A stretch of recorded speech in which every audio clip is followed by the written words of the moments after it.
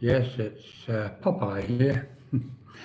Those that may have watched me on um, British Expat in the Philippines this evening will know that I've changed my image a little bit.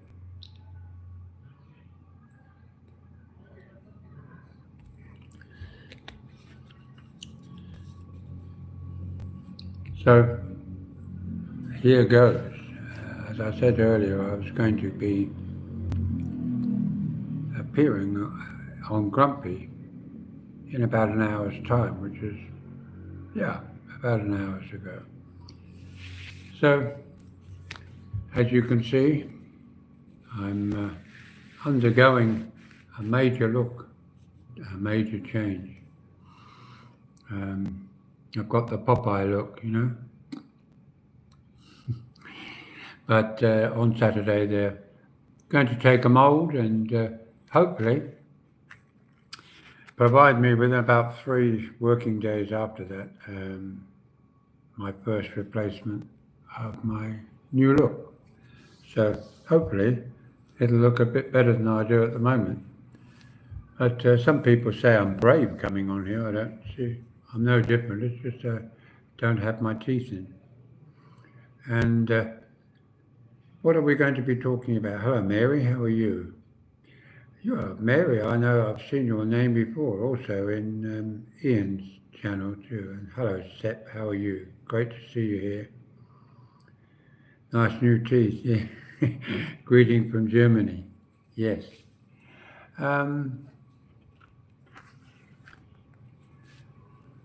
Good evening, Ian. Oh, my goodness. Nobody's blocked you here. Amazing. Anyway, there's a couple of your friends there and mine here on already. And it's always good to see people who come back again. Good evening, John from Oakland Athletic. Good evening to you. What shall we talk about? I'll let you guys come up. Maybe it's better that you come up with something that you want to hear. I do appreciate all of the support that all of you guys and girls have shown in supporting the new channel, a British Grumpy Brit in the Philippines. Because as you know, the former one, that I still keep going. And the reason I do that is because it took a lot of time and effort to get it to that point. And I'm hopeful that in time, the channel will be totally controlled by myself, and therefore everybody is a winner in the sense. Did I see you on Sick Grandpa Live the other day? Don't think so. Was I on live? Maybe he was talking about me.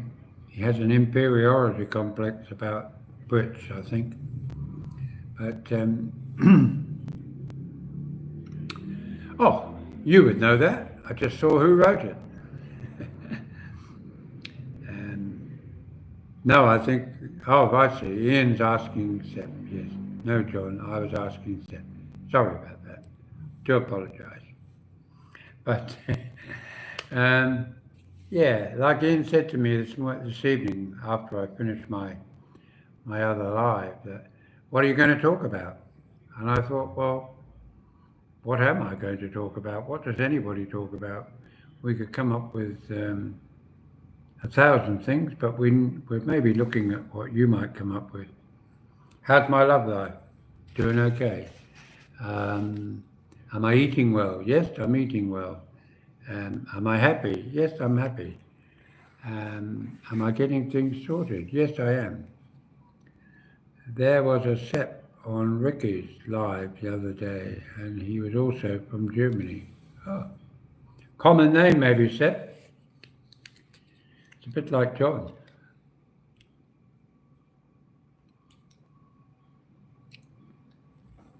I had a buddy at school, his name was Ian too. Ian Fleming. Not the famous one, but I have another one. His name is Ian. He's also famous, and I know him. And what else? This is starting off a bit slow. We'll have to get something moving. Now, what should we talk about? Same-sex marriages. No, that's been there, done that. Long-distance relationships. Been there, done that. Yes, we know you're famous, Ian. You are famous. And what about age difference? Age difference, he said. Well, actually, in my lifetime, I've always had a wife that was younger than me, considerably younger. My first wife was the same age, virtually, I think, within a year. I think I was a year older than her, or maybe we were just on the cusp of being a year. Five-star lifestyle, we could do that. That's another good example.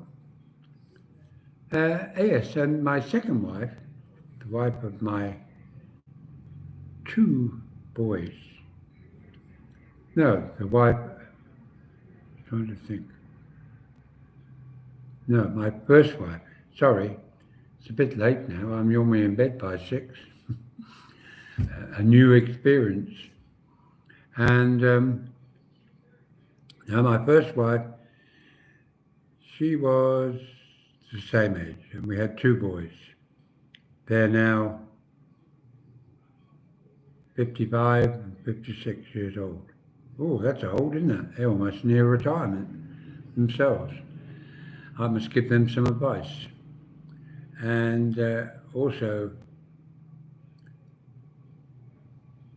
then what was the next lot? The next wife was the next one, they said. The next one? Yeah, with wife number 2.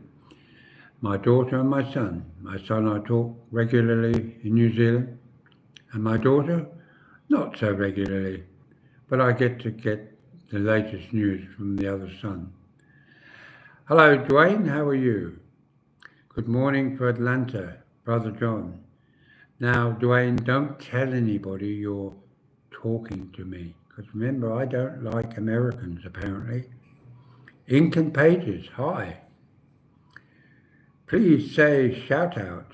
Ink and Pages, ink and Pages. Please say shout out. Shout out. Shout out. Shout out. Does that sound good? Good. Liam, hi John. Hello from Leyte, Philippines. Hi Ian from Leyte in the Philippines. Hi Will. Man on the Moon. Oh, Neil Armstrong. Hi from Canada in Thailand. Oh, that's okay, no problem. Thank you so much. Where are you, Ink and Pages? Tell me where you are. And yeah, so, and then my last wife, my third wife, these are legal wives, mind you. She's in England with my son, my last son, my youngest, who's 36 years old now.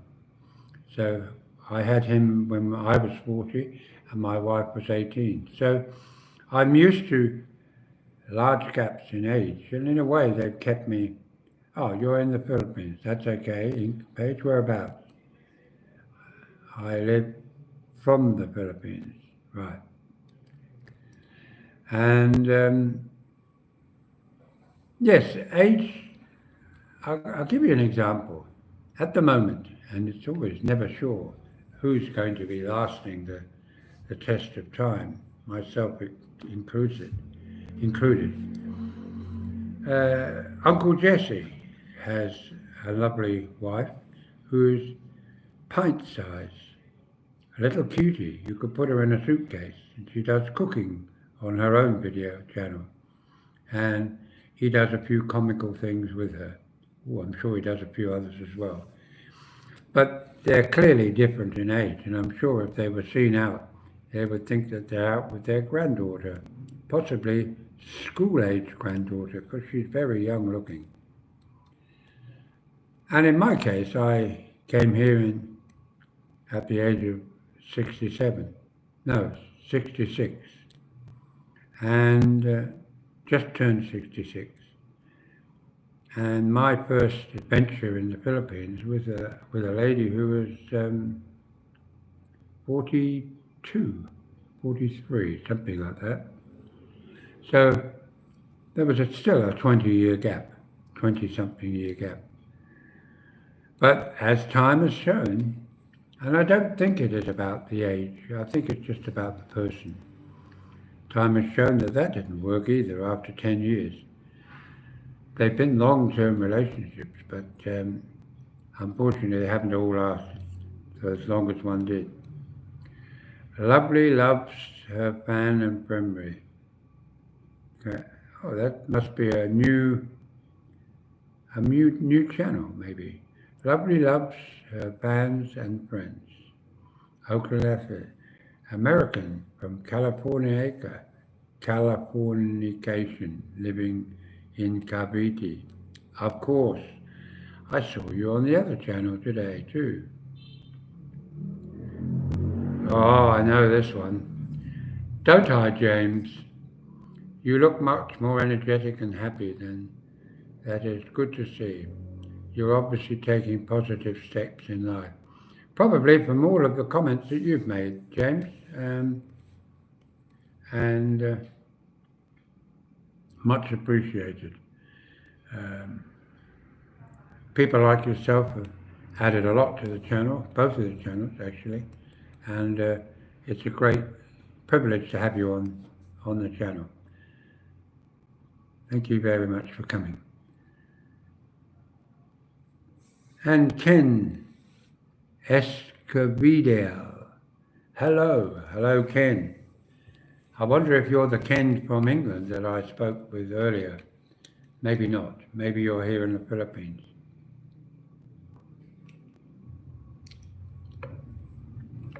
I'm having cold water because it gives me a bit of relief on my gums. Yes. Well, thank you, Ken, for coming again. Thank you for showing up again. And yeah, so the bottom half, which didn't have very many in there in the start, only couple of moulders. Was there a moulder there? Yes, there was one moulder. Oh, he took a long time to do it. I was in there for 3 hours having them all. Thank you very much, Ken. And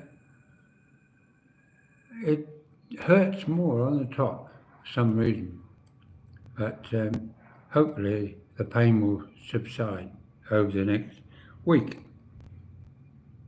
Here we are on Monday. I've got 4.5 days to go before I go and have my mould done. So it's got time to recuperate. And yeah, so this time round, I've met a lady who is 68. Well, actually, she's 64, but her passport says 68. Some confusion at the start when something to do with her going overseas. So, yes, she's 64 and I'm 76. So that's getting closer to the same mark. But unlike the last one, yes, don't forget to like, share and subscribe. You didn't put in brackets, donate. Sorry, Ken. And sorry, Ian. Yes, hello. I will subscribe to you. Really great channel. Keep on going, me. Keep on going, my Norman. Yes, that's right. Thank you very much, Incan Pages. And yeah, what was I talking about? Remind me what I was talking about. I've got waylaid. Yes, met a nice lady. She's only a few years younger than me, but in a different ball game, because as a relationship goes, after 5 weeks, I'm hopeful that it will work out. But it's really at a very infant stage at the moment. But what is being expressed between us both is a connection in the sense that she cares, and she shows that caring in consideration for other people, not only me, but others around her. And that's quite strange to find because so often in my videos I've talked about the negative side of Filipinos, which still remains there, of course. Some remain, unfortunately, for the whole of their lives like that.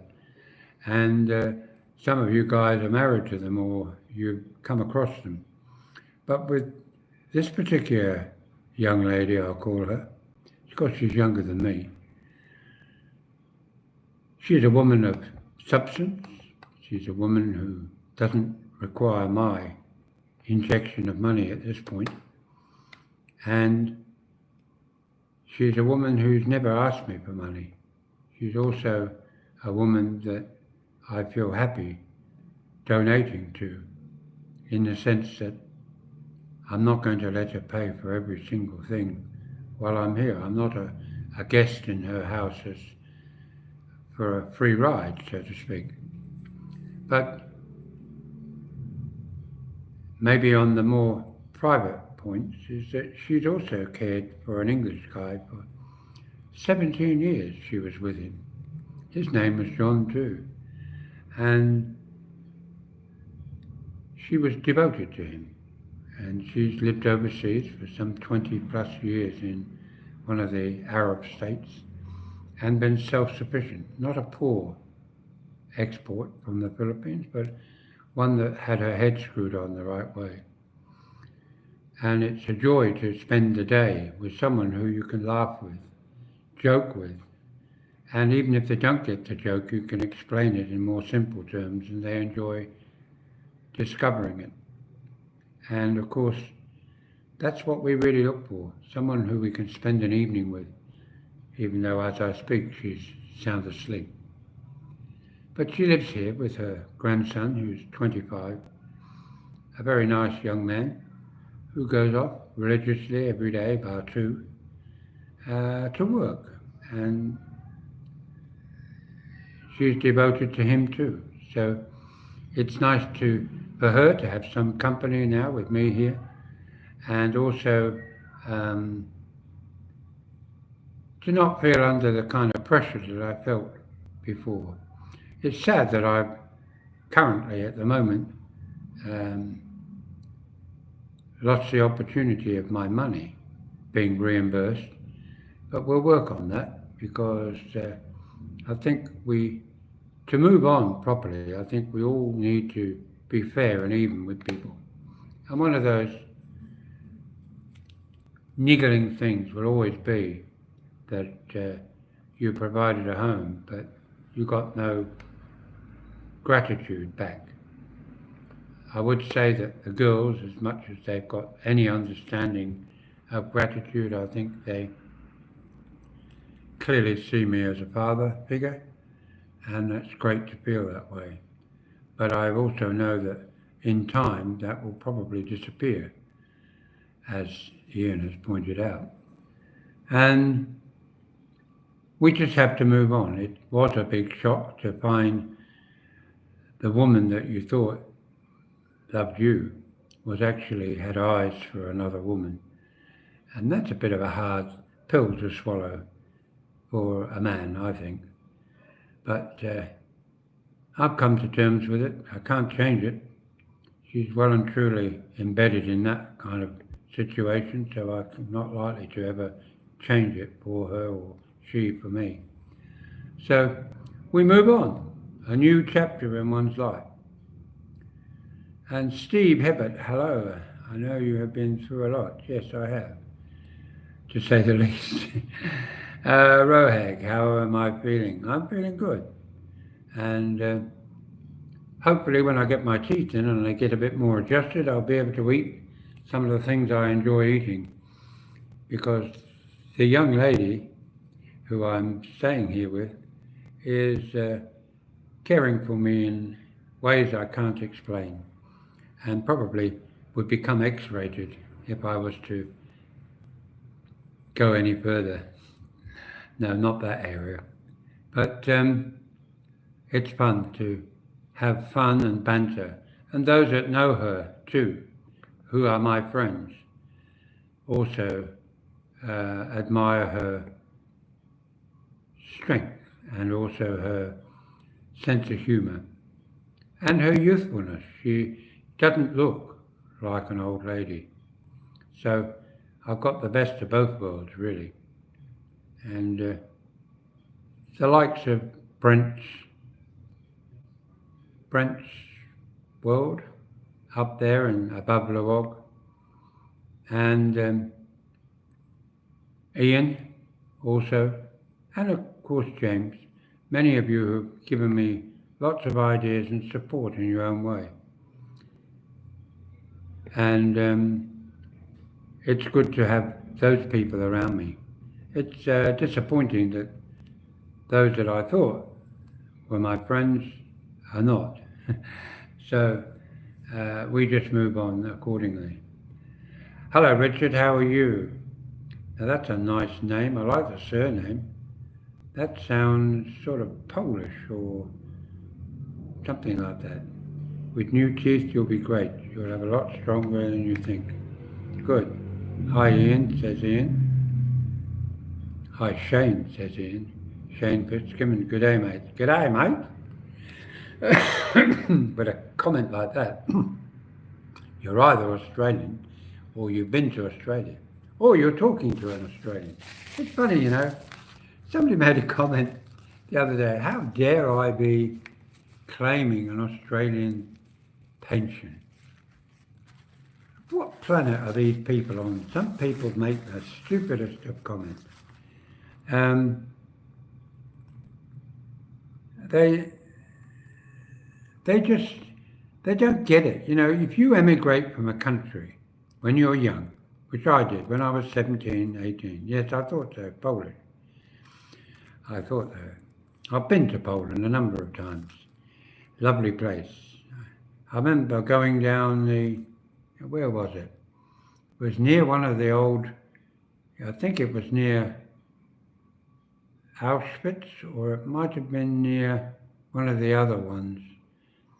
But it was underground. You went down in a lift shaft, and I've got some photos, plates, I should say. They're etchings that have come from that salt mine, a limited edition. And it's a salt mine. You go down into going down into a mine. Only one of you in at a time. Or was it two? No, there were two of us allowed in at a time. And you went down, 100 feet at least. And you also walked down wooden stairs as well. And inside there, it was incredible, all these sculptures that were made out of the salt.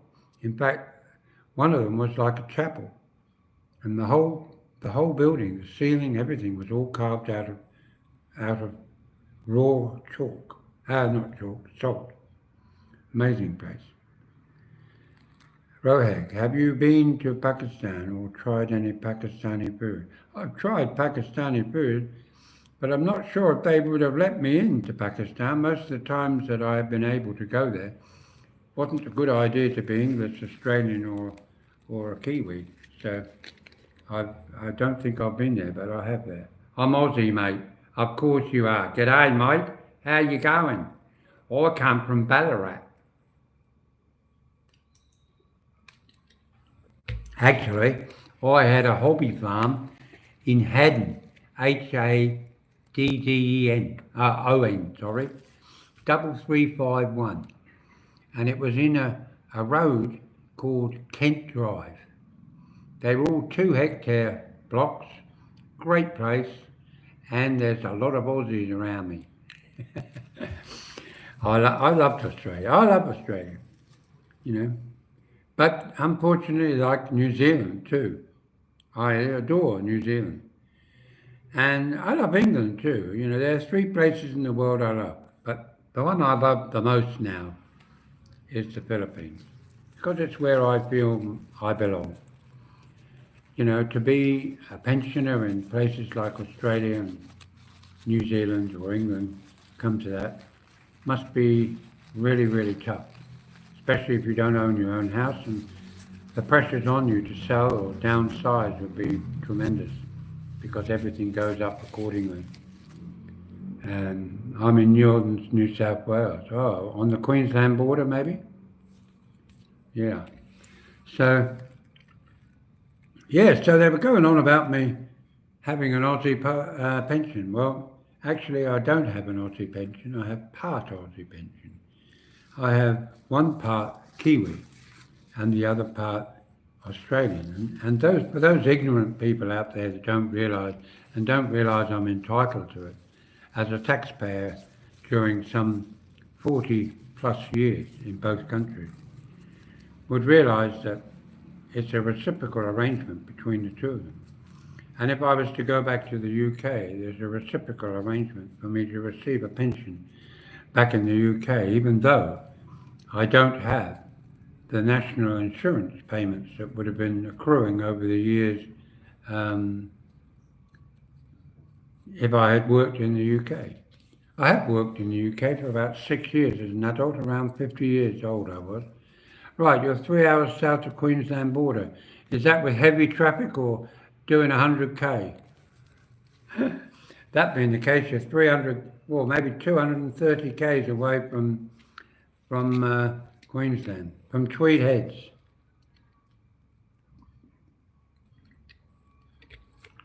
Maybe you're in Newcastle. Are you in Newcastle? Or maybe north of there? So, yeah, I remember there was a lovely jingle song. I'm not sure who used to sing it, about Newcastle and F.J. Holden's. Do you remember that one? Correct. Oh, I know my geography. Yeah, I've lived in Australia a long time. I lived in Chowder Bay, I lived in Mossman, I lived in Military Bay, and I lived in a little place called Jilliby on the way up to where you are, Shane, on the left-hand side of the highway going up there. You used to turn off on a very long, deep ravine bridge, and you turned into Jilliby, Jillybby. It's always stuck in my name, stuck in my head, Jilliby. It just sounds jolly good, Jilliby. And fond memories in New South Wales. I lived in also in Cremorne and Potts Point at one point too. Again, not posh parts of Potts Point. I was in boarding houses in those days, but it was still good to. I loved wandering around Sydney, going down to Circular Quay, out to that monument that they call the Opera House. I've actually climbed up on top of it. It was quite good fun. In fact, Jane and the girl, was it Jane and the girls? I think Jane and the girls did a walk up on the Harbour Bridge. Or maybe they just walked across the Harbour Bridge. I don't know whether they walked over the arch. But they had a ball when they went back to Australia. John is a painter, laugh out loud. Am I? Do you like art, by chance? Yes, I do like art. I've got a nice piece of artwork here with me, which I bought from Nigerian. It's a New Zealand artist. His name is Kirkwood, and it's a very small picture. It's about 5 by 8. You can see it's so fine. It was done with a single horsehair, the detail in it, and it's a scene of the Motueka wetlands north of Nelson in the South Island, and it's in a frame that cost in those days, nearly 30 years ago, about $500 or $600 to get. It's a gilded one, gold plated, I suppose you'd call it. Very nice, suits the painting. Yes, I do like art. In New Zealand, I used to collect antiques. Oh, how boring. No, but I used to like going to antique sales or household sales and spotting a few little snippets of things that nobody else had spotted, along with the other regular buyers out there. And we used to pretend we're not interested, but we always had a little pencil mark alongside the item with a limit in code that we were prepared to go to. And I got the Kirkwood for, at the time, $1,800, which was a good price for a genuine Kirkwood painting. I've no idea what the value of it is now, but it doesn't matter. It'll probably end up being given to my son Michael in New Zealand as a sort of an heirloom, something that he can also remember me with along with it. What's my favourite food? Preferably hot, unless it's a salad. As far as other kinds of food, my favourite food often is food that I make myself. At the moment, my dear friend is, can we see it by chance? Just wait there. Just wait a minute. I'll leave my bottle there, so I will show you.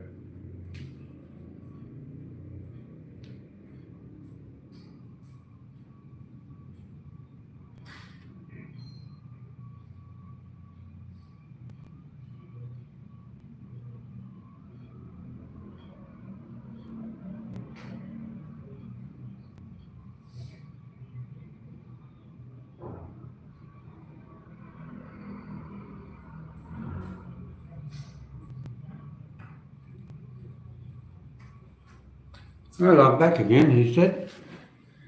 Right. Now this is for Rogue. Let me invite you in slowly. There is the painting. Is it up the right way? Yes, it is the right way up. That's the painting. I don't know whether you can see it very well. It's what we would call fine art. And it's a rather attractive, rather an attractive painting, I think, anyway. I bought that from New Zealand, and it was mounted by, I think it was called, yes, the Rutherford Gallery in Halifax Street, Nelson, opposite Miller's Acre. And it has a 5-digit phone number in those days. So that's what it is. So, yes, now you've now seen it, haven't you?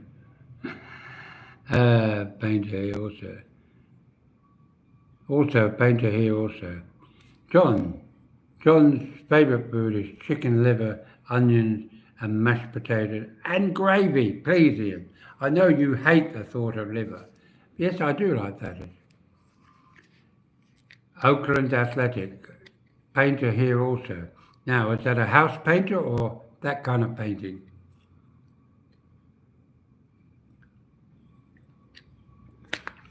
But I used to collect also nice pieces of antique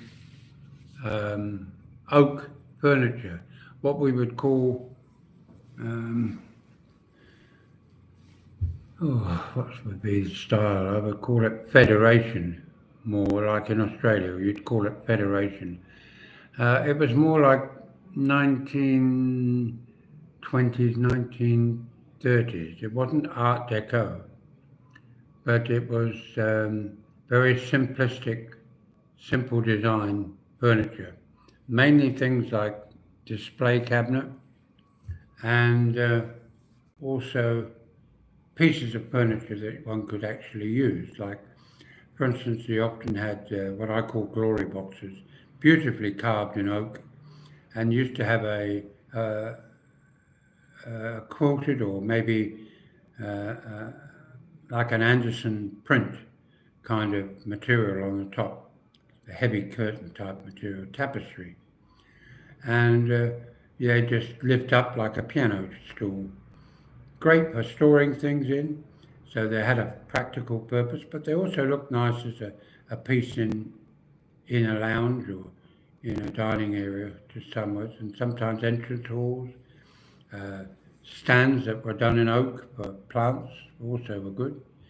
And I used to fill them with often either antique clocks, not too many of them, like carriage clocks.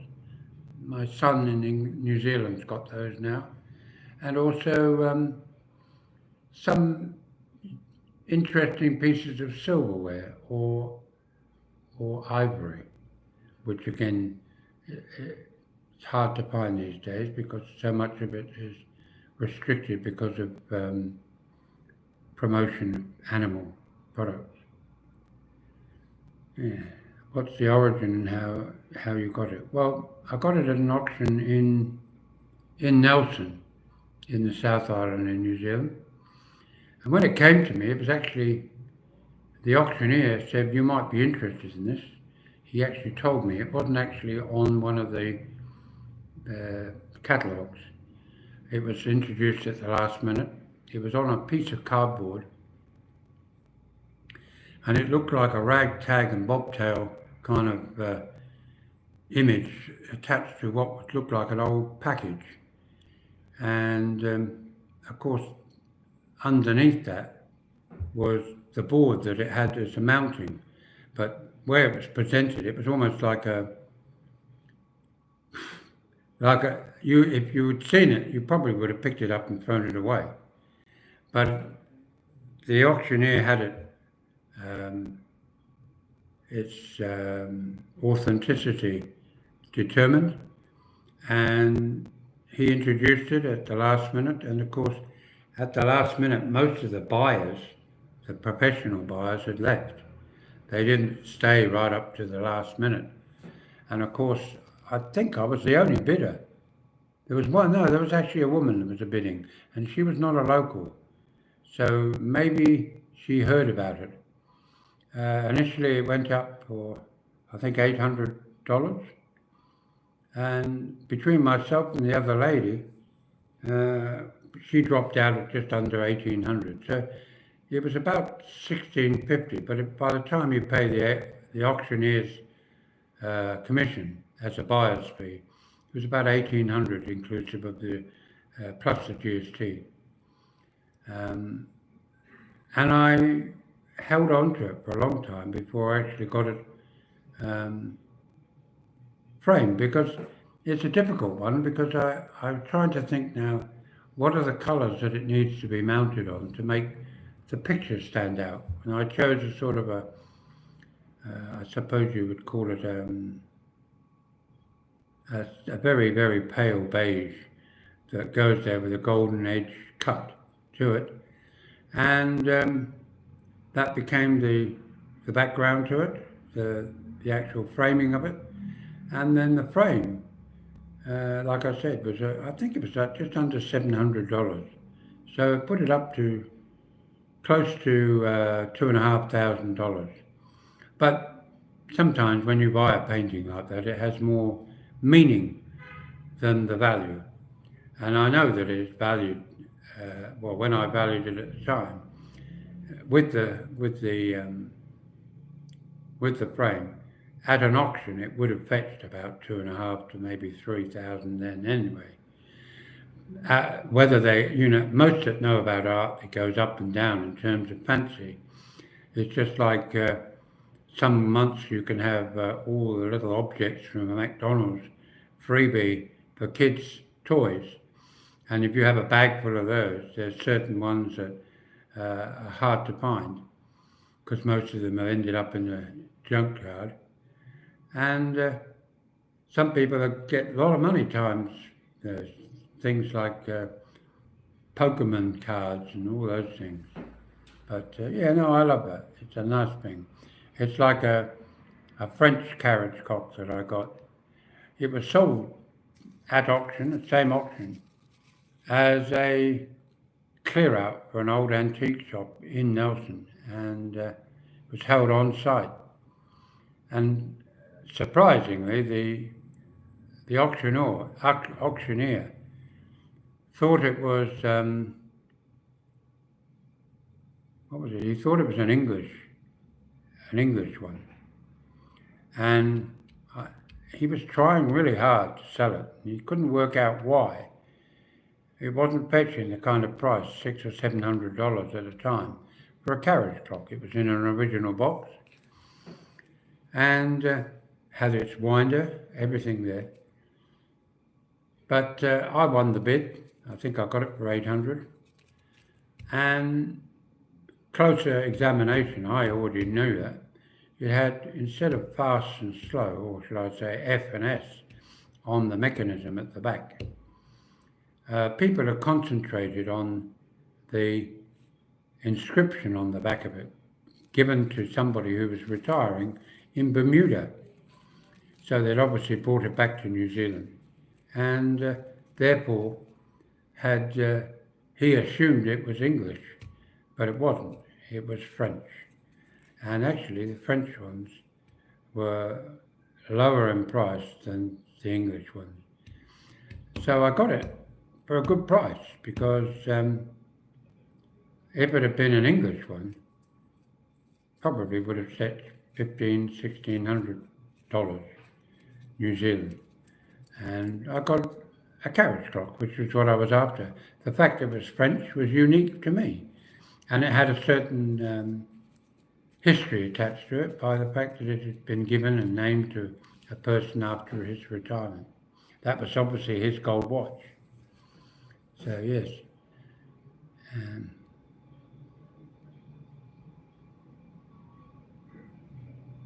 How am I eating without my teeth? Swallowing. Well, she who must now be obeyed here cooked me up a squash and sweet potato, and I squashed them down and I ate them with a fork, and you swallow it and it's fine. So, and she's also giving me banana and mango softies. You know, she does it with the real banana and real mango, and a bit of ice and a bit of milk, and it makes a lovely one. I have one in the morning and one virtually every meal. Sorry, I dropped the cap.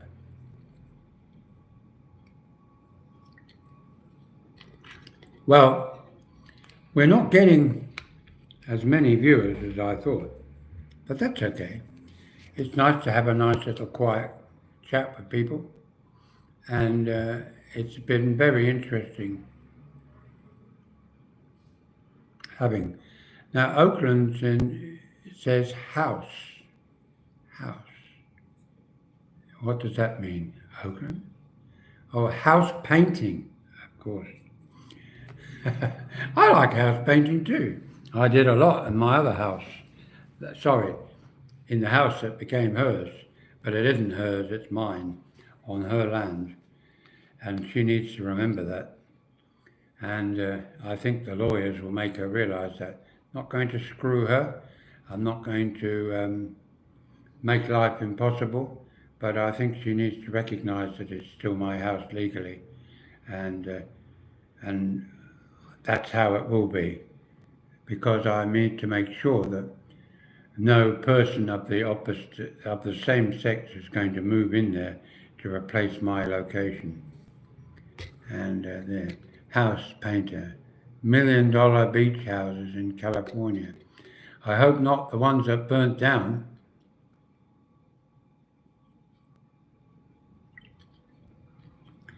If you're a professional house painter, though, nowadays, especially in America, I'd imagine a lot of it is not so much brush and roller anymore.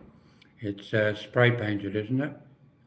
A lot of it's sprayed and masked up. And even in Australia, new homes are masked up over the windows and around the architraves and skirtings. And the whole building is completely painted in most of a day, and then come back only touching up that you do maybe with an airbrush. Outside in New Zealand, we also doing painting, of course, back to painting houses now. We used to use brushes and I often used to get contracts painting whole houses. Good fun when you got to the last corner, the last side, because you knew that at the last side you were going to get that final payment, hopefully. And it was always good looking back and thinking, that looked a crappy old house, and I spent 2 or 3 weeks preparing it and masking it up and painting it, and had lots of nice cups of tea from the owners and often biscuits with it. But it gives you satisfaction. Being a tradesman gives you satisfaction. It's always about the prep that gives you great look. Exactly. It's like a tradesman. You're only as good as the tools you use. And having said that, it's quite amazing with the range of tools that a lot of builders and carpenters arrive on site here. How they end up with the looks that they do is amazing. And I say that in a positive way. Even chipping away to get a key on brickwork or concrete pillars. Just a piece of plastic pipe with a concrete nail driven into it and held in place by a bit of tie wire. It's amazing that they still get a good finish. And on the other house, I must say, none of the walls are cracked, none of the walls have leached through with any salt damp, nothing. It's quite amazing. Did a really good job over there in Negillion. And Edwin was my main man. So if you ever move to Negillion, you want to go around and ask in Cabaretown where Edwin lives, because he's behind the barangay. Very good tradesman. Puts his hand to everything. Yes, exactly. And it's like everything. Oakland Athletic, it is. It's the last man in that always makes it look totally complete. It's the finishing that makes a building. If you've got sloppy old, what do they call them? Wallboard? No, gyprock. What do they call it in America? Hard? No. Well, we call it gypboard in Australia or New Zealand. I think they call it gyprock, or maybe, gypsum board. Of course, some do a shocking job at plastering or finishing all of the joints. Even the tape is showing its way through, and you've got to really, sometimes you've got to pull it out and do it again. But it's always the painter that ends up finishing it and making it look good. Hello, Richard. How are you? I want to thank you for wonderful, great info you share on the reality of moving to the Philippines. Early November 2025. Your info is so valuable, priceless. Thank you. Drywall, that's right. Andres. Thank you, Andres. Hello, Andres. How are you? Drywall, yes. Sheetrock, another one. Yeah, there's all sorts of names for it. Yeah, I mean, even HardyFlex or Hardy Sheet, which is a cement board, cement sheeting, if it's not done properly, and a lot of people don't realise, and even when they're doing it, one trade just does one trade, and they don't follow up what the next guy is going to do. In New Zealand, we use penetrating sealer on any plasterboard, which helps to seal all of the imperfections, so that when you sand it down, a lot of painters don't want the plasterer to sand it down. They'd rather do it themselves because they're the ones that know how much you need to do it. Otherwise, you end up with hollows, and that's very hard. It's impossible to hide a hollow if you want a good finish, especially if you get a semi-gloss on the ceiling. Any light coming in from a rude, from another room shining in will show all of the imperfections. But that's, anybody who's been a tradesman would understand what we're talking about here, because if a job's worth doing, it's worth doing right. True? And one of the things that I will regret not being in New Zealand is that house always kept me busy as I was working my way to completion. I never did get to totally finish the upstairs, but the downstairs is pretty well, a good week of some good finishing coming around and doing a few patches here and there, resanding. Uh, and I'm a bit of a hard taskmaster. I'm fussy as hell. I would not have been happy with the finish I ended up with. So I was preparing to go over the whole thing again. Hello, Paul. Thank you for giving it. Let's do it. Hi, Shane. Let's do it. Oh, hello, man. MJ, how are you? Yes. So we as expats coming here, we bring all kinds of backgrounds here. I mean, Ian's got an interesting background in himself, and those that know Ian well will have shared a lot of his stories from Germany and Shanghai and China, and of course his own personal journeys that he's undergone, and the one he's currently in at the moment. So we all gain a little bit of everything by talking to. We're not, both Ian and myself and Brent and others who've got channels here, not all of us are into talking about how you score ladies or how the best way to find this or that. It's not necessary. I don't want to do walk. Out of curiosity, I'd like to walk down the Red Street, as they call it now. I've been pretty close to it on a number of occasions. Hello, Linda. How are you? Welcome back again. Yeah, so life was boring. My life was boring. No, it wasn't. Nobody's life was boring. It's interesting for others to hear one's life. I think a lot of the gripe that people have in general of some of the American channels is that they focus on the saucier side of life, the life that's not real here every day. It's interesting when you follow. My first introduction to Americans on videos was my PI Dream. Brilliant guy, brilliant presenter. He and his wife, James and Ness, they're musical, they're interesting to listen to. He's very intelligent, very clever. He's built a lovely house, Villa Feliz, as he calls it. And I remember him staying in a little shack almost, going each day to the site. And you watched him build the whole house, meticulously. But he was hands-on, and it became a constant view. I haven't watched him more recently, but I am subscribed to him. I must go back and catch up.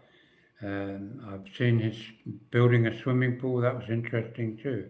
And also underground water storage, talking about how to fix flat screen TVs, all sorts of things. Solar power, he's really into that. You can learn a lot from that. But the thing is that you learn a lot from all these people. And those that say I don't like Americans, it's a load of rubbish.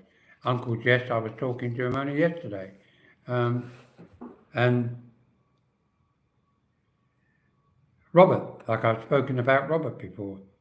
And there's loads of them. I can't recall them all by name right this moment, but yeah.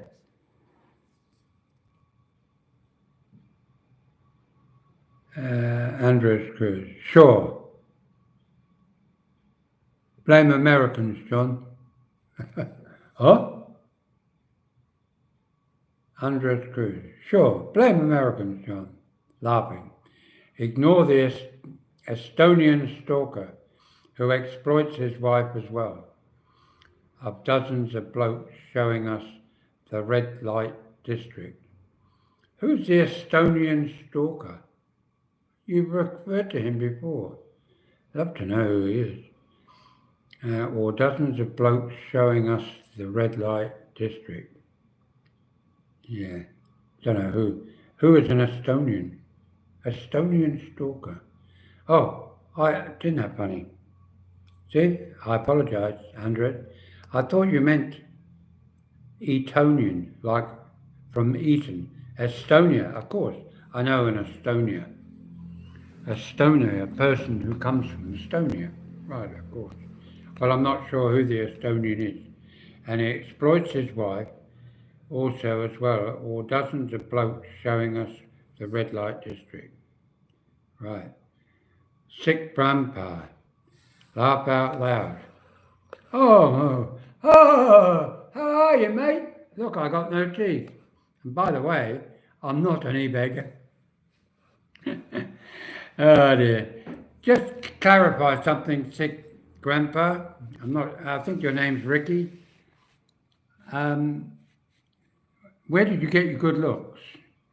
Because when you first started doing your video uh,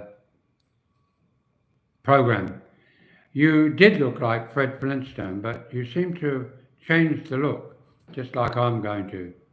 And it always made me laugh because everybody said, well, that's just your persona at the moment. You're not really like that. You're really quite a nice, intelligent guy.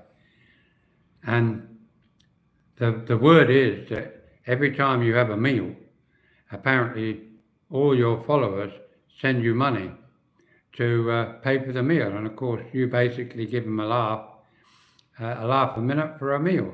Now, of course, the suggestion is that you have 8,500, you're saying you live on, 5-star lifestyle, and therefore my feeling is that also your net worth, according to a channel, who knows, says that you're a millionaire back in America. Great. I know many millionaires. But the point is that I'm not one. And I would also think that the ones I know wouldn't be doing videos like you do and making a fool of oneself here in the Philippines. So I can only assume it's like, what was his name? I can't remember. He was a clown too. And he, I think, came from Estonia. Coco. Coco the clown. From Bertram Mills Circus. I knew him. I think he was Russian. But he was a great guy. So maybe you are a relative of Coco from Bertram Mills Circus. And you really aren't a millionaire after all. But as I say to all Americans, whatever they have, good on them. If they have a good time. But sooner or later, Ricky, if that is your real name, won't you get tired of a different girl each day? In fact, there's an app that was advertised on GMA this evening on the news, and one of them is AIDS testing. You have to think about that because it's a 413% rise in that sexually transmitted diseases here in the Philippines, according to the news this evening. So I'd be a bit careful. But it's good to see that other channels follow me and I follow them. I always watch yours. I think I'm subscribed to yours. If I'm not, I think I might be something about life something blog, the other one that you have, Ricky. So very funny, very amusing, and thank you for the plug about this bloke who's living in abject poverty in some bedsit. Oh, good God, we've even got aircon. I'm living the 5-star lifestyle here, Ricky, and I have a different thought every day, unlike yours. But keep on going. People love you, and people keep subscribing to you and keep giving you money, which is great. It's always nice to have a bit of money. And those that, of course, are interested can go to the number one eBayer. What is it? eBeggar. Why? Because I'm trying to put buy me a coffee, buy me a hamburger, buy me a sandwich, and PayPal me, and you'll find it in my description. So it's always nice to wake up in the morning and see some of my subscribers have been very generous. And yes, they paid for all this in a roundabout way. And I do appreciate it because why?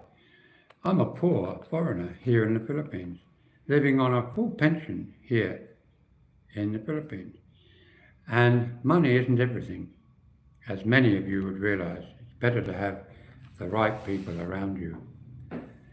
People like Ian, people like Carol, people like his wife, people like, and I could go on, people like James, people like you know who, especially Andres.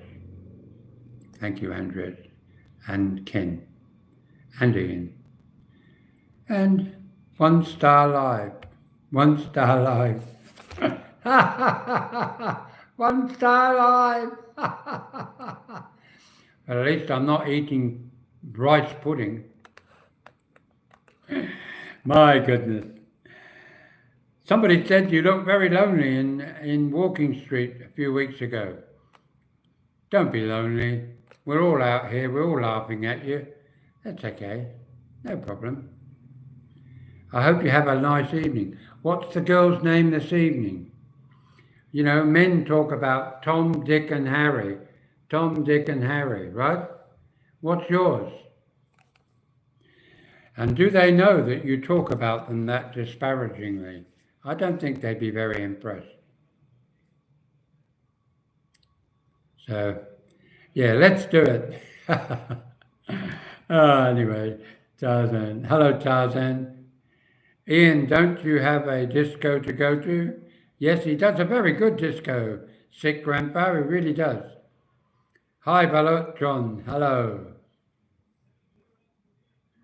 Hi, Tarzan. MJ says, Sick Grandpa, of course we have. Of course we do, Ricky. Balut Pinoy. Andres, my comment was pertaining to you saying the saucy videos. That's okay. It's funny how things change. Love watching Sick Grandpa. He makes me laugh. I'm a superstar, he says.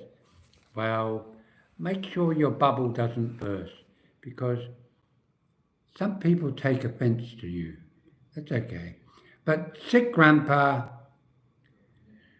is okay. And it's good to see you. Super Ricky, as they call him. You know, I want you to talk about me now. So talk about me again. I like it, especially when you're drunk. I love it.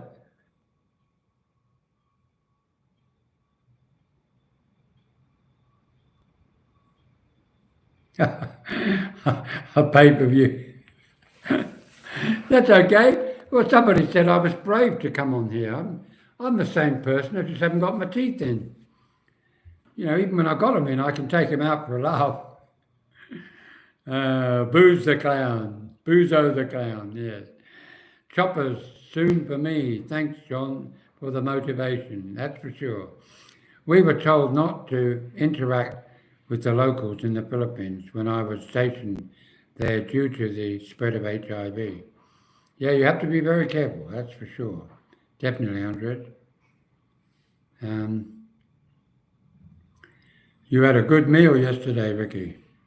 Yeah, it was a 5-star one. His latest succulent meal, eating. Steak and lobster. Bit better than your pork and beans. Actually, Ricky, you should try pork and beans. They're a cheap, quick meal on the run. You can buy it in a little sachet for about 45 pesos at your local sari store. Stick a bit of rice in your rice cooker in your hotel room, and it's nice to fill you up before you sit down and have another meal. And it's also good before you drink because it puts something in your belly. Linda Wilson says, looked like a good place, John. It is a good place, Linda. What happened to the live in Red Street? I don't know. I think he was going to. Ha ha ha. Shane. Um, hello, Liz. Viminda. Hi, John. From the US, married to a Pinoy for 24 years now. All in the States. 3 young adult children. Keep up the clear, level-headed perspective. Sorry for your recent travails. Yes, keep going. Yes, thank you very much. And I'm sure your children look beautiful, being married and coming from part American, part Pinoy. Andres, I'm a good person. Think I just have this problem of saying what I think. Oh, so do I, Andres. We do too. Don't worry, sometimes I've almost thought you're a troll, but I think maybe you're a clever one. Where is Apple? Apple. Apple's missing. Stop simping, Ian. Oh, look, we have an American here. Sick grandpa, Ricky, talking American now. Stop simping. Why don't you speak English? Stop inventing words. Ian, laugh out loud. Star, bro. No, star, bro. Often wonder if we're talking to what do you call it, sick grandpa, we should be talking like this. That would make him feel popular, which he is anyway. All the girls love him, laugh out loud. I'm sure they do. They love his wallet. When I got my implants, your implants? What? Breast? I couldn't even talk. Oh, sorry, wrong end. The bass from my voice would vibrate my whole brain. The bass from my... What I can't do is only whistle in. I can't whistle out. This is for you, Ricky. What do they want it for? Oh, I won't make this copyright. Popeye. No, that's not a good one. There you are. Did you get it? Ian. Yeah, we have seen that. Poor Ricky's sitting alone because nobody loves him. Oh, ladyboys, you mean? Ian, loved it. Yeah, I did see Ricky having a pash with a guy, so maybe he's what we used to call in Australia. What was it? Something about if you like the pain, I can put up with the something like that. Sick joke, but yeah. What's it called? ACDC. Let's do it again. Andres Cruz. I'm about to get my bottoms installed implants already. Oh, are you going to shake your bottom? Just needed to fuse to the bones. Oh, you're going to have your teeth done, but going back soon for the teeth. Oh, Ricky said he was drunk, laugh out, cry. Aspirin. Actually, Ricky, if you're drunk and you do naughty things with other men of your own kind, I'm afraid that's just the real you coming up to the surface, because how can you talk about it now and say, I was drunk? Just means you have a fetish.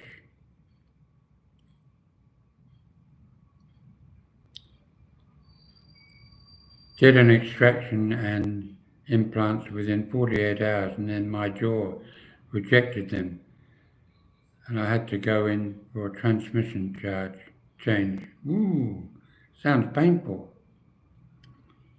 At the Philippines, yes. Ugh. Yes, exactly, Andres. I got 3,800, John. Oh, Yeah, I got 38 GG, John. I like that. Very good. Yeah. Trying to keep up with the things. Uh, the bottom jaw rejected, still replaced, and there's another 4 hours stable. Oh, a lot of these implants feel like they're very painful and quite tricky to be done. It's fun when Ricky went into the restaurant in Thailand and some American guy didn't know him, laugh out loud, and he said, he's a superstar, laugh out loud. Yes, well, sometimes our ego can be a bit big. People have come up to me and said, "Oh, you're a blogger, aren't you? I've seen your channel." And I say, "Oh, welcome, thank you." And then they ask me to take a picture of me. And I think, what do you want to take a picture of me for? But yeah, that's what happens if you get known. The other way, you look at it, you'll have a pain in your bottom. Love who you want. Doesn't bother me. Ladyboys are good people and usually funny as heck. They sure are. That's right. Nothing wrong with them. As I say, they're just confused.